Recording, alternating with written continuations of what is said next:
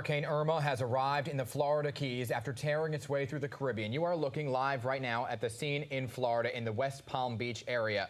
Obviously, things worsening as the conditions, as this storm is just beginning, and it will only get worse from here on out. Good morning, everybody. Thank you for joining us for our special coverage of Hurricane Irma on this Sunday morning. I'm Dan Manarino. And I'm Betty Nguyen. All right, here's a look at our radar right now of the storm. I want to get an idea of where it is, okay? This is a massive storm that is barreling toward the Keys, and meteorologist Byron Miranda has been following it very closely. I understand landfall is imminent, Byron. Yeah, the National Hurricane Center. Now, we've been watching this, Joe and I, Joe's my producer. We've been watching this, and there is the eye. You've got to get into the blue to call it landfall. The National Hurricane Center just moments ago said it is about to make landfall, and they're looking at the same thing we're looking at. You can see once this blue gets over Big Pine, or once it touches some of this land, this will be the first moment that we will say that Irma has now made landfall in the United States as a Category 4, a major hurricane. Wind speeds at 130 miles an hour, but could be higher than that, and wind gusts could be somewhere between 170 to 180 in this area, because that's where the highest winds are, in the eye wall. From Big Pine over to Cudjoe Key, I got that wrong probably, Bay Point, all of that is experiencing the worst part of this. So what I'm going to show you now, the coordinates, it's moving slowly to the northwest at about 8 miles an hour, and it's paralleling the coast, paralleling. And if that track remains, it is going to go up the coast and create damage all the way up, as opposed to making landfall like Andrew did that was perpendicular. It just went across it and then it was out of here. This is going to be here for quite some time. And let me zoom in and show you the breadth of this storm. Andrew was 200. And the reason I'm comparing it, because everybody knows, if you don't know, Andrew was the last big hurricane to hit Florida. It devastated Broward County, Dade County back in 1992, 200 miles in width. This is 400 miles. This storm, this hurricane, is impacting all of Florida because it's so big. Now, looking at the radar, the outer bands, as you can see, close. Here we go, another look. Take 1 second here. There's the blue. Once the blue hits, then we've got landfall. The worst place to be in a hurricane is not over here. It's right here in the front right quadrant, the northeast quadrant. So Marathon, we're going to see very destructive winds and storm surge. Then if it parallels the coast as we expect it to do, it could change though. The hurricane hunters are going to fly back in and see if it's moving any differently over the next couple of hours. But if it doesn't, it's going to parallel the coast and go to Fort Myers, which will be in the front right quadrant, and as well as Tampa. So if you have folks there, they have issues coming. Wind speeds, let's show you 108 possible wind gusts at 11 a.m., and you're looking over towards Miami probably, 93 by 3 p.m., 115 for Fort Myers. This is at 5 o'clock. Look at the length of time, because it's moving so slowly to the northwest at about 8 miles an hour. We're going to see a lot of winds for a long period of time. Now we're on the East Coast, from Daytona to Miami, 88 at 1 p.m., 93 at 9 p.m. What I do want to show you real quickly is the storm surge. Their storm surge is a very major concern. 10 to 15 feet possible. This is going to cause a lot of flooding.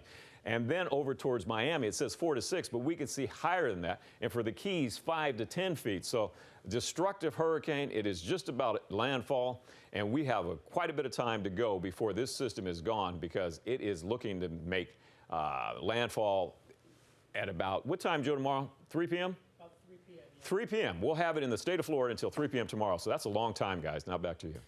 Slow moving and disturbing to see, Byron. It's almost but like this is not slow moving. Look at the winds as they're picking up right now. This is in Miami. You see that stop sign just twirling there. Yeah, the wind and rain slamming that area. Obviously, just a disturbing image right now to see that strength of that, tossing that stop sign, which is bolted to the ground around. And we have some news coming in now. The city of Miami tweeting that due to extreme sustained winds, rescue teams are no longer able to respond. Yep. They are urging people to stay inside, stay safe until the storm has passed. So that's good information for any of you who have friends and family down in Miami. And speaking of Miami, let's get the latest on what's happening at this hour. Pix 11's Kirsten Cole is there. She joins us now live. And as we've been talking all morning, the conditions have just been deteriorating by the minute. Yeah, they sure haven't. For anybody who thinks that Miami and southeast Florida has dodged a bullet because this hurricane is going up the west coast, take a look behind me at what these winds are doing. They are ravaging the landscape here, tearing through these trees. You know why palm trees survive. They're thin, they're whippy, but boy, when they let loose, it's a problem. All the way out to the Bay of Biscayne, you can see these incredible winds whipping through the pool, even creating white caps and pushing all the water outside the pool. We've been out this morning shooting video overnight. You're going to see all of the effects of this driving rain, of these high winds. We saw signs nearly being torn from their roots. We saw lights that were being ripped apart. We saw boats that were being lashed about inside of the bay. This is all of the effects of sustained wind, and it's only going to get worse. We were out all day yesterday reporting in this, moving up and down, north and south along the beaches. We saw people out then. We don't see anybody out now. They have learned that it is time to go inside, and it's time to seek shelter. Many people have done that. We actually spoke with the superintendent of Miami schools last night as he told us about the nearly 30,000 that they had inside their schools here to shelter them and keep them safe. So over the past 24 hours, we actually increased the population in shelters by 4,000 across 43 shelters, including 2 pet shelters and 1 special needs shelter for adults throughout the entire community. Trying to take care of everybody here in Miami, the pets included, anybody with special needs or disabilities. I checked in with the superintendent this morning. He said everything went well overnight with everybody riding out the storms inside of those Miami public schools. And amazingly, they are feeding those people 3 hot meals. You're not getting that at very many shelters. Here they are taking care of all of their needs. I want to just give you one last look here live at all of this crazy wind and surf and rain. We're going to keep reporting for you all morning long live from Miami, and then we're going to get out and survey the damage as soon as we're off the air here. I'm live in Miami. Kirsten Colpix, 11 News.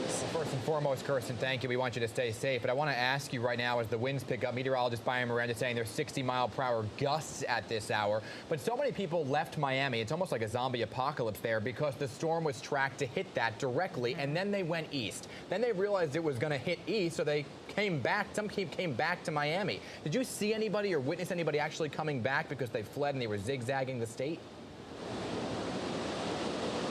I mean, this is certainly something that we have heard about, that people were making reservations on the West Coast, going to Fort Myers and to Naples because that's a place that was going to be safe for them.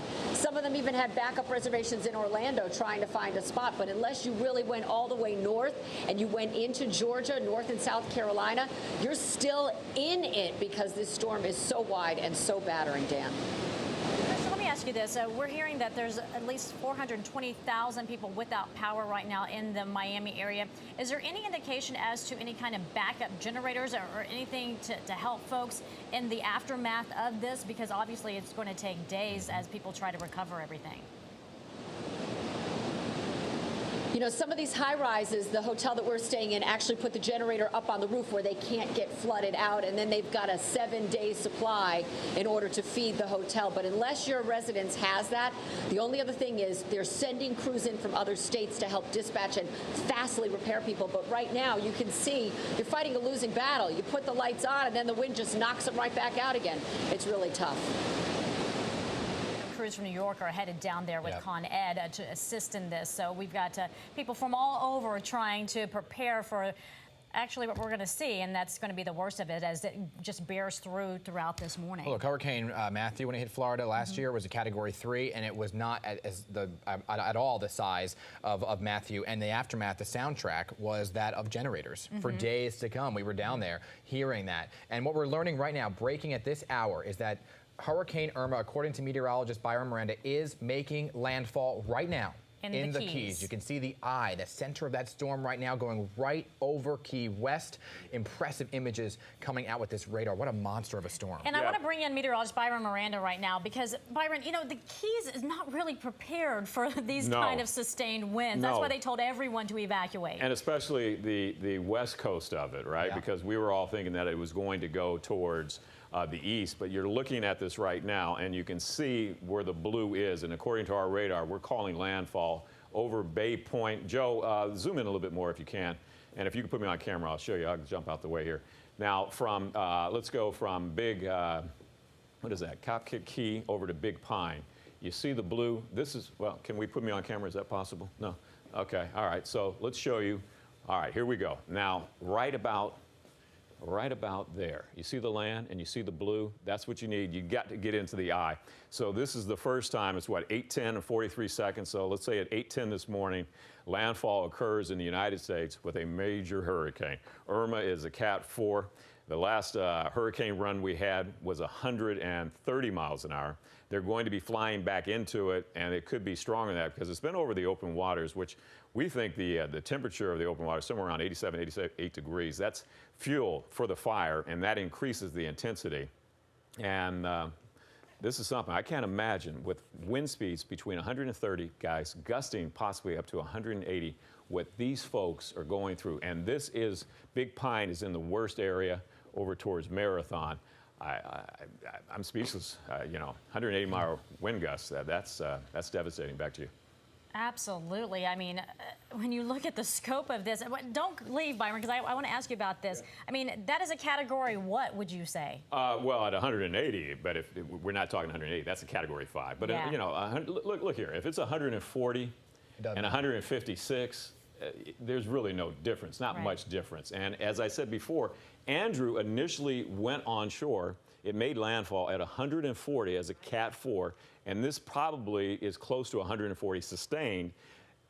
It took the Hurricane Center, or the National Hurricane folks, to go in and see the damage in Dade and Broward counties. And then they said it had to be higher than that 140. This is possible here as well. I hope, though, late tonight, tomorrow, we wake up and we see no damage and we're wrong. We're always happy to be wrong about. We were happy that it didn't hit Miami. Unfortunately, now it's going towards the West Coast, but it looks like it'd be destructive. And that's where we're headed right now with Pix 11's Jay Dow. He is in Naples up there on that West Coast, which is located about 40 miles south of Fort Myers. Yeah, forecasters predict ocean levels will rise several feet above normal, which can cause major flooding in the city. Storm surge, the big issue there. Jay, we heard from the Clearwater Police Department just north of you that rescue operations will suspend when the wind reaches a certain mile per hour. 40 mile per hour gusts is when they actually pull back. So what are you seeing right now where you are? Well, Dan, that's going to be standard operating procedure all along the coast. The police departments, the fire departments, they are going to batten down the hatches just like everyone else when it gets to be too dangerous. They're expecting a storm surge along this coast here in Naples of 6 to 10 feet. To give you an idea of what we're talking about, this pier, we showed it to you and we're going to keep showing it to you. It's about 6 feet tall. The railing is about 10 feet. It's very possible that the entire pier here at Naples could be underwater. You mentioned a few minutes ago, I think you asked Kirsten the question if you were hearing about any kind of zigzagging, people who were trying to go avoid the storm. Absolutely, that is the case. Yesterday, we had someone on the air, a woman who, it just happens, lived in Bay Ridge, Brooklyn, and then moved down here. She lives in Fort Lauderdale now, and she she left Fort Lauderdale, crossed the state, and came here to Naples thinking that Irma was going to be getting a direct hit on the east coast of Florida. She came over here only to find out this is where the storm is coming. So, the evacuation orders that we had in Naples, it was hurried, and it was not something that they planned for because they did not expect Hurricane Irma to come this way. Gas is in a shortage, shelters are packed, there were long lines for shelters, and after Hurricane Andrew in '92, a lot of the building codes changed. So you do have a lot of people who are saying, you know what, I'm in a building, I'm confident that it's up to code, I'm staying put. We met someone who feels that way. Have a listen. We're in a building that's been built within the last 2 years, and with codes and everything after Andrew, we feel pretty safe at this point. So we're not too worried, but we have our bunkers in our closets and everything in case it gets too a little wild. Rain is picking up a lot, so are the winds. We're going to be out here for as long as we can, and then we're going to seek shelter just like everyone else should be doing. For now, we're live in Naples, Florida. Jay Dow, Pix 11 News. It's going to be a long and busy day for you, Jay, and just stay safe out there as it's headed your way. As we had just noted at the top of this hour, it has made landfall in the Florida Keys. Of course, we're going to get the pictures out of there as soon as we can and give you an idea of what the damage could be, but Hurricane Irma is on the move.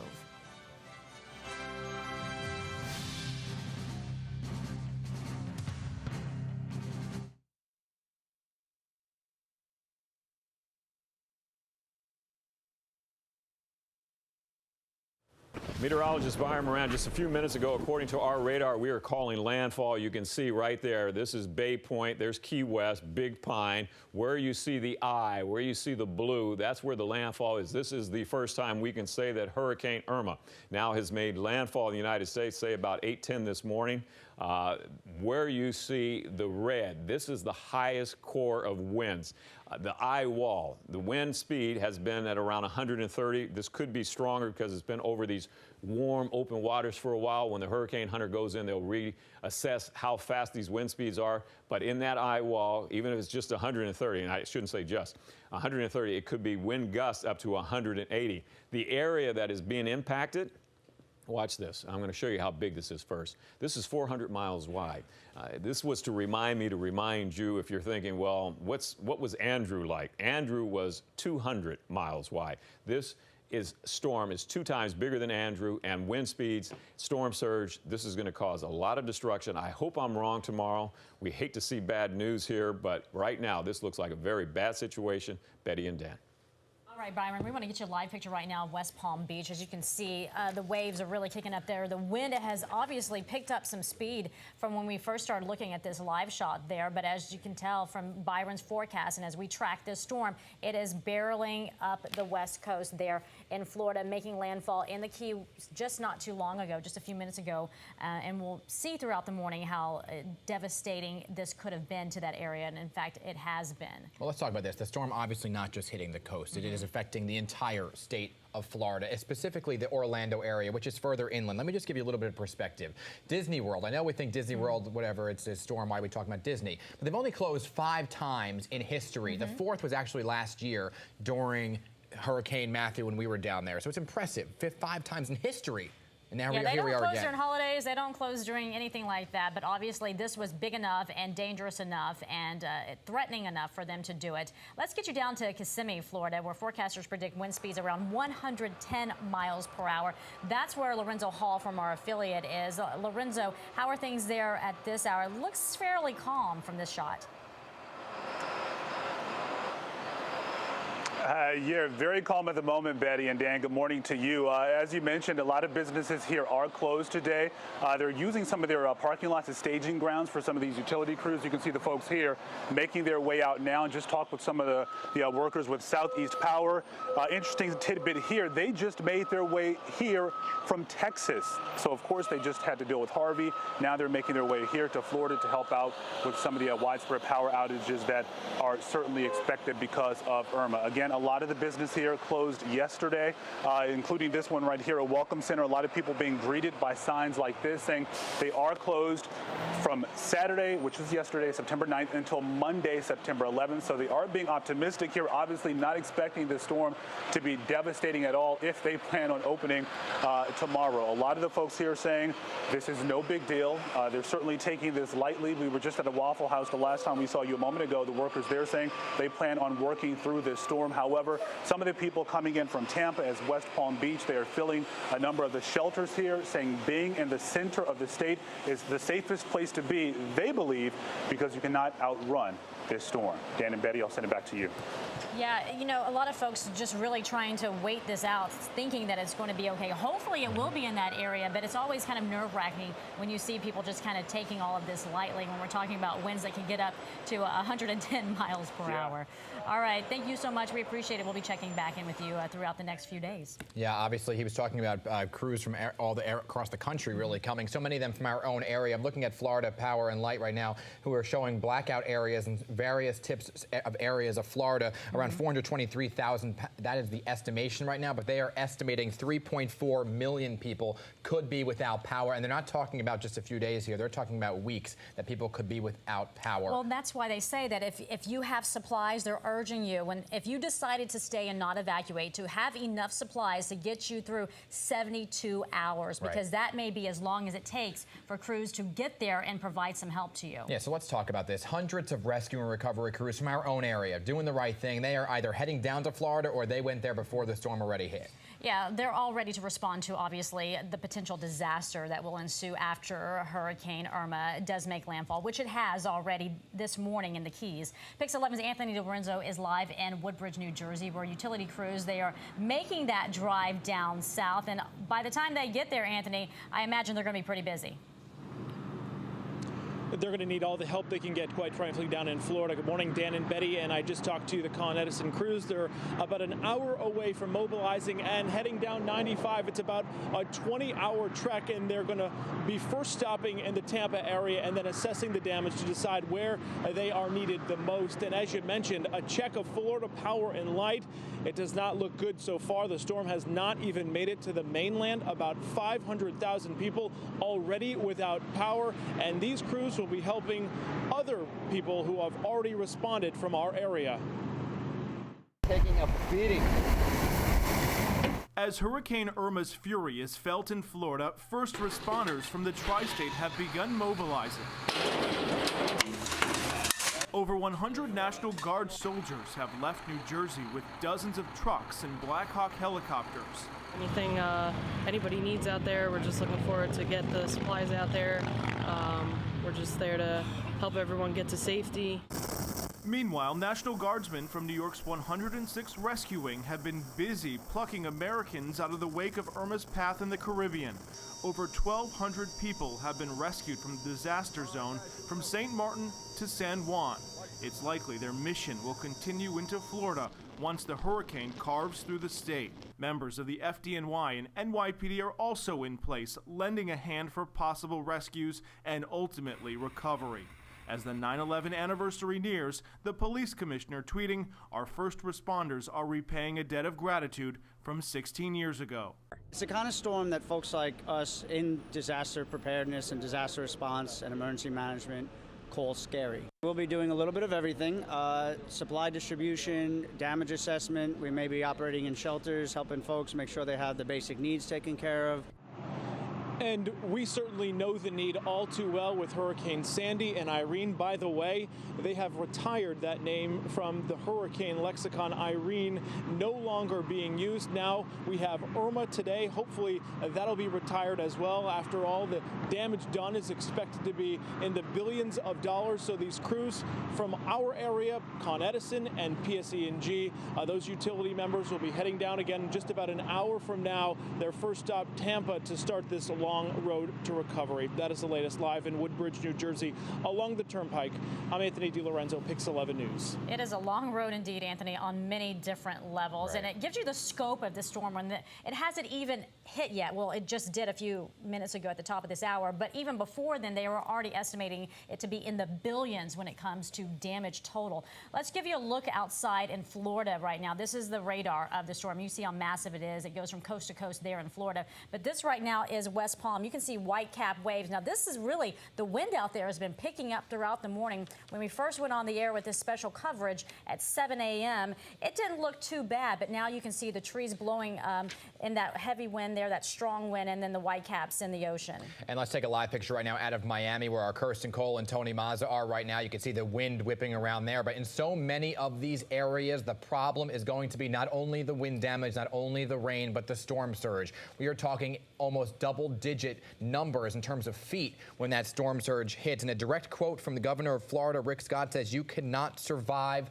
the storm surge. And just to give you a little perspective, 1,500 people died from storm surge alone in 2005 when Hurricane Katrina hit. In our area, when Superstorm Sandy hit, our parts of Long Island and Staten Island were inundated with water because that storm surge just rushes right in. And this is a picture right now, a live picture of Key Largo, where they are just getting pounded right now with Hurricane Irma. You know, you talk about that storm surge. Yeah, there's a lot of wind that we see in the pictures, but the storm surge is what kills. And just to give you another quick indication of how dangerous this is, Miami Beach says due to extreme sustained winds, rescue teams are no longer able to respond. So we will obviously continue to follow this throughout the morning. Stay with us for more coverage of Hurricane Irma.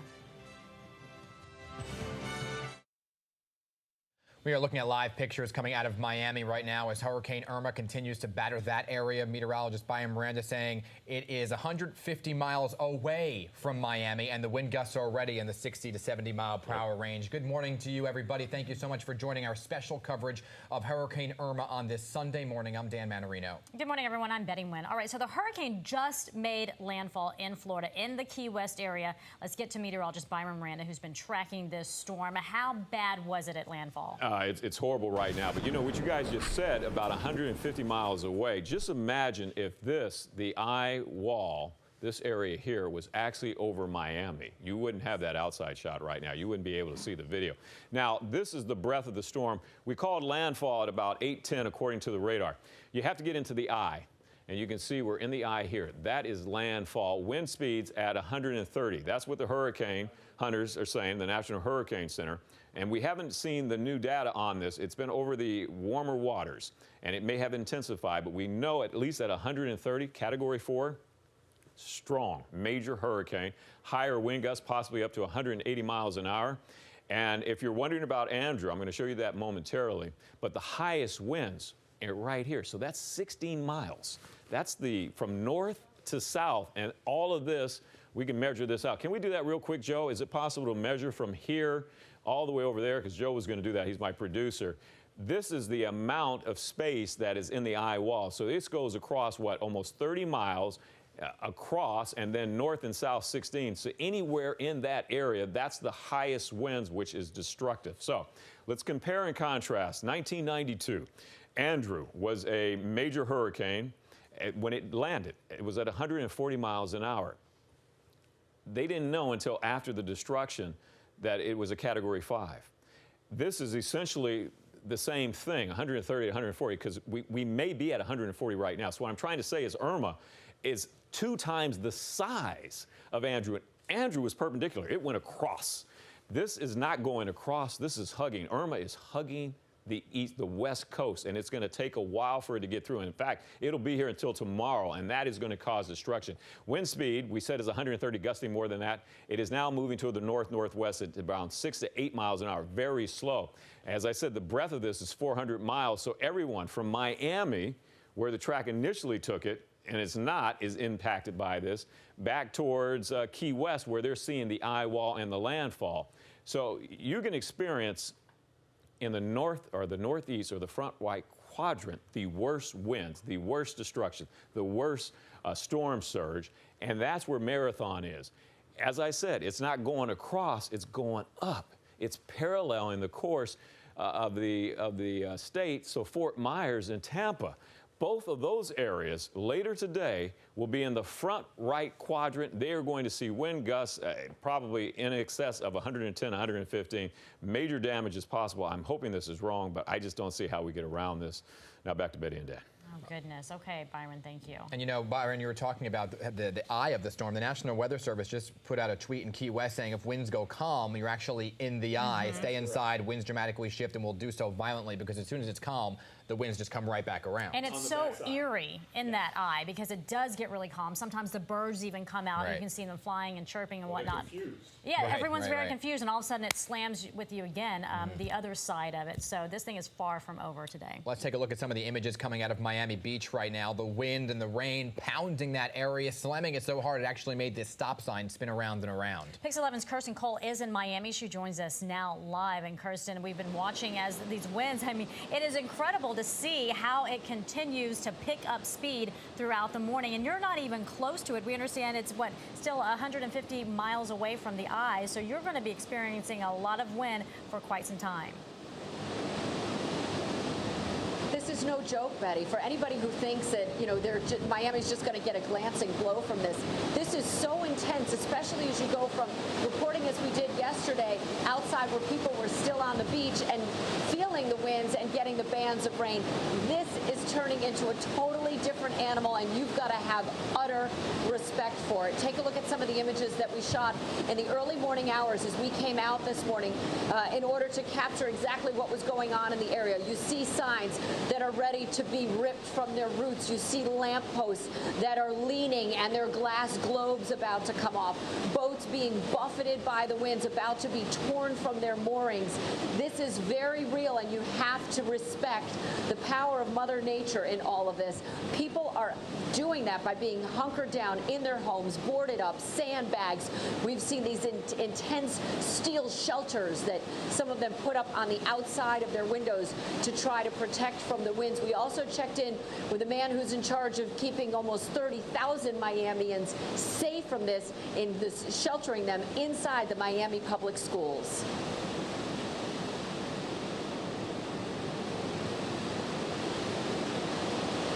So what we did is we talked to the superintendent of schools, and he had nearly 30,000 people in there. They used 90 buses to ferry people from the airports, from the cruise ship terminals, people who landed here and had nowhere to go. And when you talk about the fact that people needed to get to shelter, it's very important because we're getting updates throughout the morning when it comes to the loss of power there. Right now, I'm hearing that there's 450,000 customers in the Miami-Dade area alone. That's just Miami-Dade without power as of this hour. Yeah. Yeah, so Betty, the thing is, you can tell as these winds increase, so do the power outages. It goes hand in hand, and it's a game of whack-a-mole for those guys.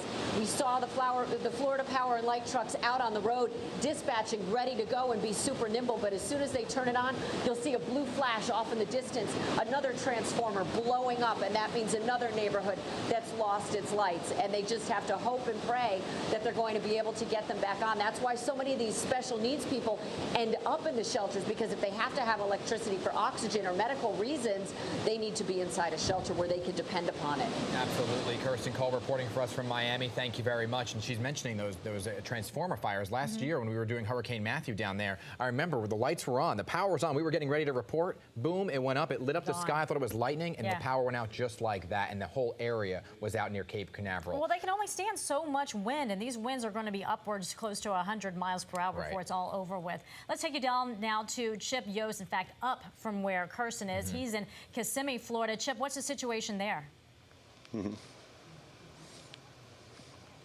Well, we're getting a little bit of rain, not a lot of wind, although we have felt a little bit of wind pick up here and there, but not a lot right now. We're in a mobile home area here in Kissimmee, and you can see some of the mobile homes here have boarded up, but as we look around here, not all of them have. This area we're at, we're basically about 10 miles from Disney World, so we're just outside of Orlando.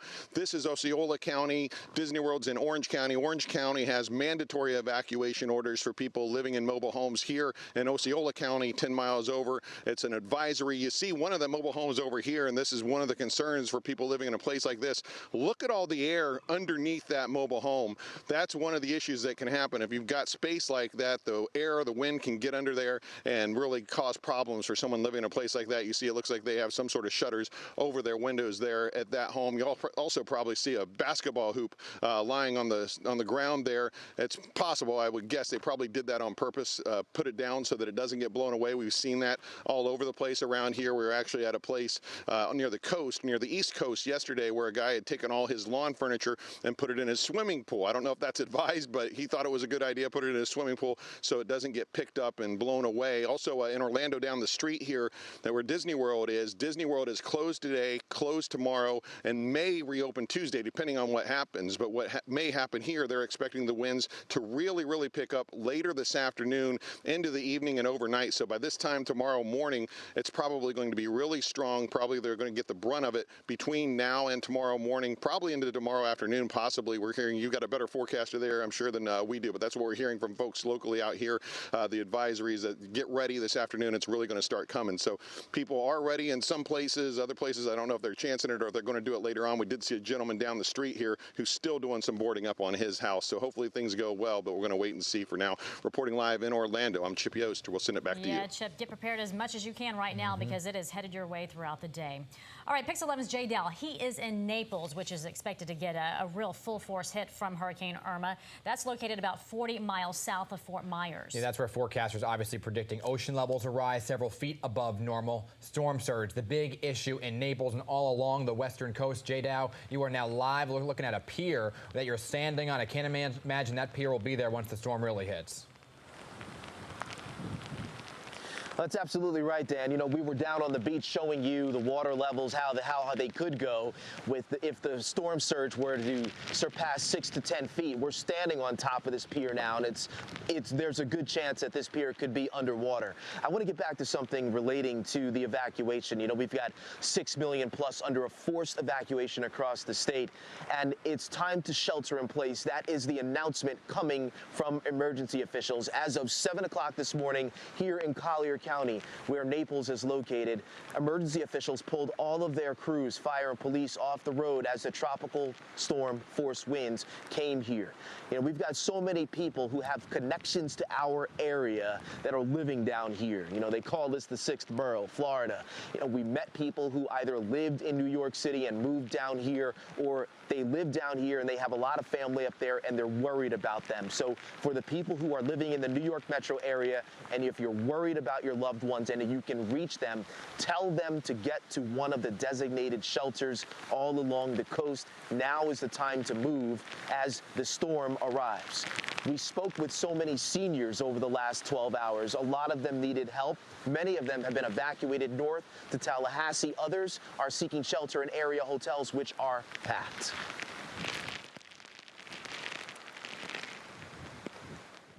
We're in a building that's been built within the last 2 years, and with codes and everything after Andrew, we feel pretty safe at this point. So we're not too worried, but we have our bunkers and our closets and everything in case it gets too a little wild. That soundbite you just heard, it wasn't from one of the seniors who we spoke with. It was from a young man who has family in Bay Ridge, Brooklyn, and now is living down here. He moved into one of the buildings that he believes is up to code, because remember, when Hurricane Andrew hit in '92, devastated Florida, building codes since then stiffened, so a lot of the structures are ready for hurricane force winds. The question is whether or not a lot of the people who are living in mobile homes and other vulnerable areas are going to obey the evacuation order. This beach is clear. It's a public beach, obviously, and adjacent right behind it, you've got a lot of private homes. We saw shutters that are already down. We're going to try to make our way back here once the storm clears, but for right now, as soon as we're done with this live shot, we're going to try to, or as soon as we're done with the morning show, we're going to try to make our way back to the hotel. We have 1 or 2 other stops because they're expecting Irma to hit Naples this afternoon into this evening. For now, we are live on Naples Pier in Florida. Jay Dow, Pix 11 News. It's going to be a long, busy day there. Okay, Jay, thank you so much. Stay safe out there. And, of course, we have more storm coverage ahead. Let's take live pictures right now over in New Jersey. This is the area of Woodbridge where you can see those Con Edison crews. They are getting ready to head south to Florida, where an estimated 3.4 million people are expected to lose power. They are doing the right thing and heading down there to help out. We'll have more on Hurricane Irma battering the coast of Florida as we return.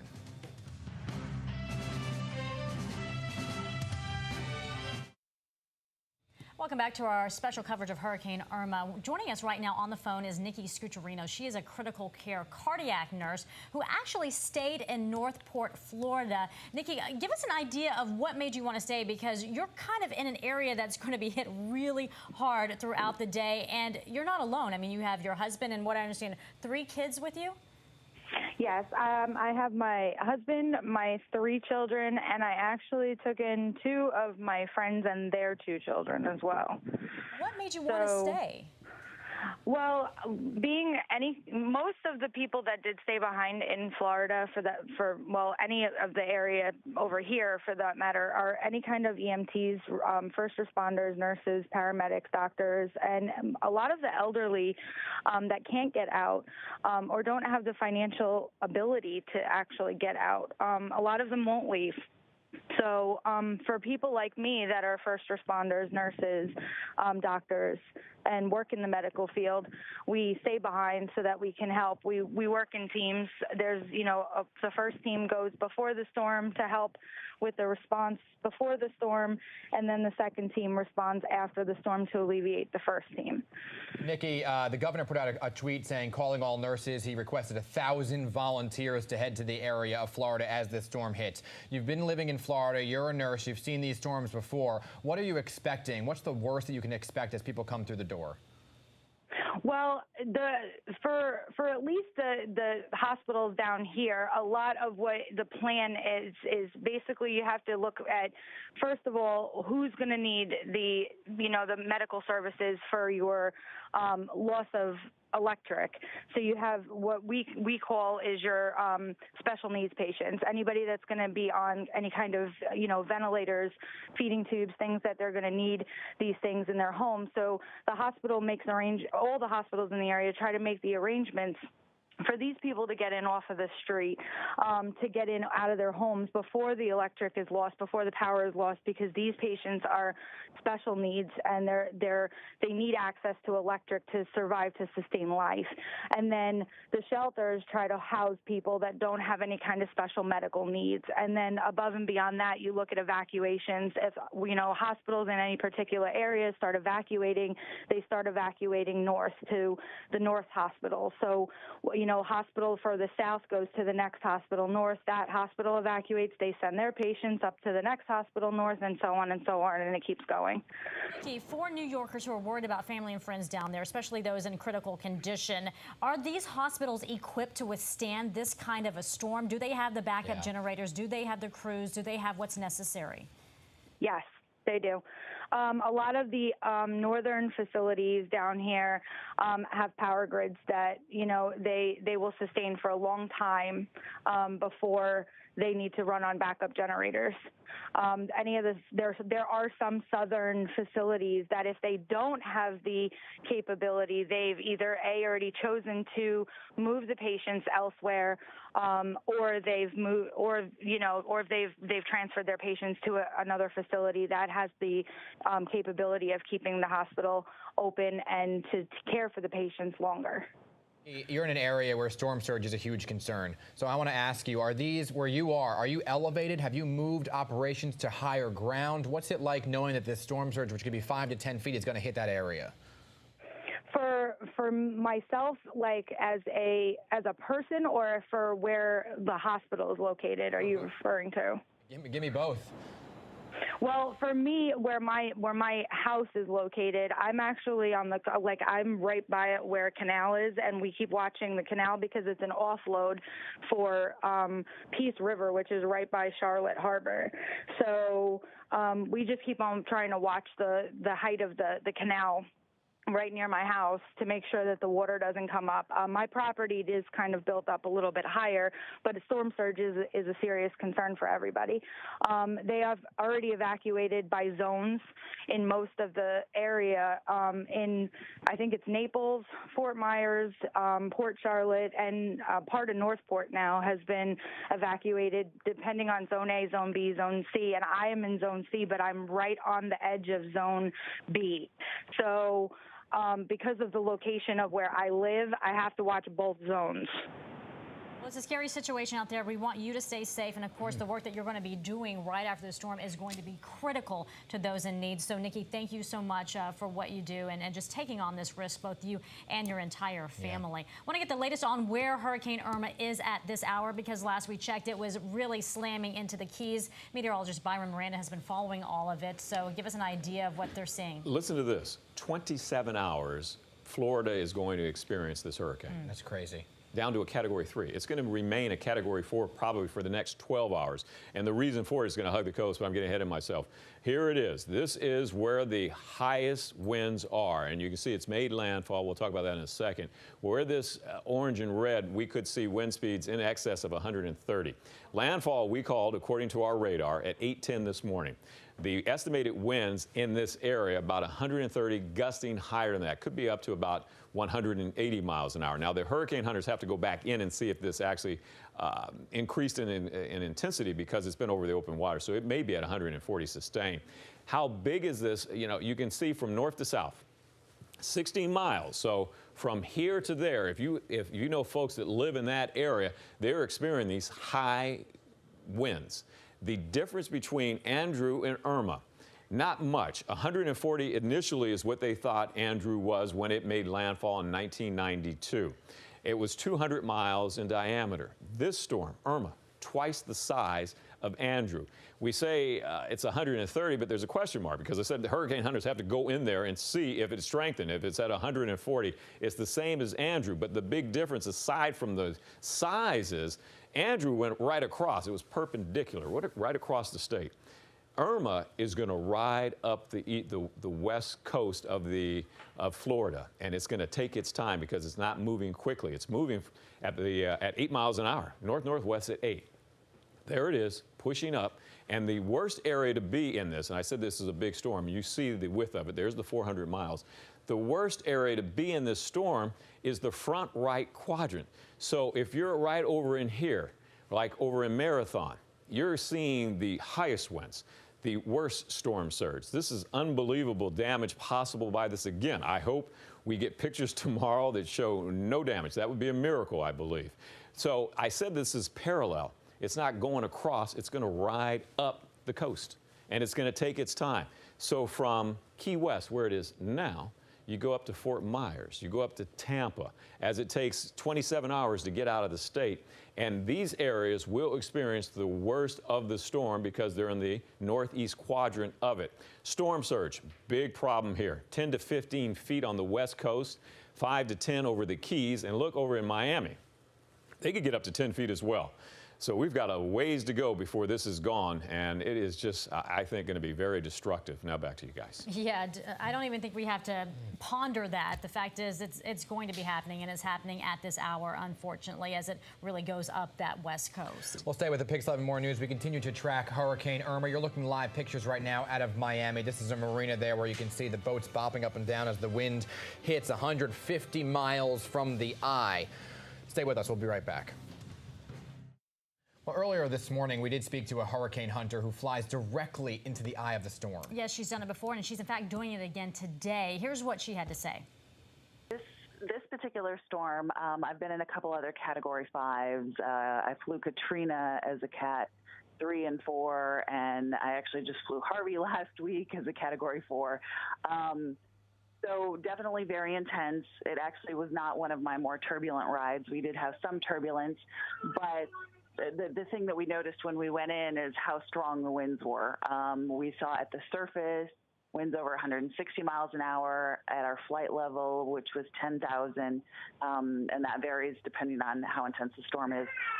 We saw winds at 170 miles per hour, and based on our data, they did re-upgrade it at the time to a Category 5. Now, this was overnight last night, or overnight Friday night into Saturday, but so very intense. And the other thing we noticed is storms are different sizes, and this one had a large wind field, so we don't always want people to just focus on the intensity, but also how wide and how large of a damage area a storm will have. All right, so that gives you an indication of what hurricane hunters are seeing. But here's what we're seeing on the ground, according to the latest reports. When we talk about the power outages, especially when it comes to the entire state of Florida, 810,000 customers, almost a million customers without power at this hour. In the Miami-Dade County alone, 456,000 people are without power at this hour. And this is just the beginning. It hasn't even hit full force Miami as of yet. Right, so that's why that 3.4 million estimate is just an estimate for power losses. Let's check in with our Pix 11's Kirsten Cole. She is in Miami, where you just heard so many people are without power. So how's it looking where you are right now, Kirsten? You see the winds just gusting behind you. Yeah, Dana, they sure are, and they have been steadily moving and tearing through this area. That's the main difference that we saw from last night into today. It was bands before, now it's steady, and that's being really illustrated in those Florida power and light numbers as they continue to go up, up, and up. And then we also see a lot of blue flashes in the background as these transformers blow. I want to give you a look of the winds behind us. You can see these trees at times, they nearly bend in half. And Tony, if you could give them a look of the coconuts, I don't know if you can see it on any of these trees.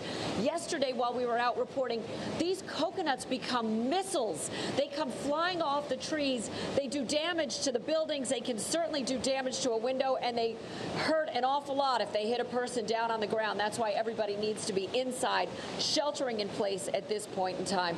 It is the smartest thing to do. Don't go outside to check this out. We actually chose this balcony because we've got a little overhead shelter. A lot of reporters that we're watching are holed up inside of parking garages because of the lightning.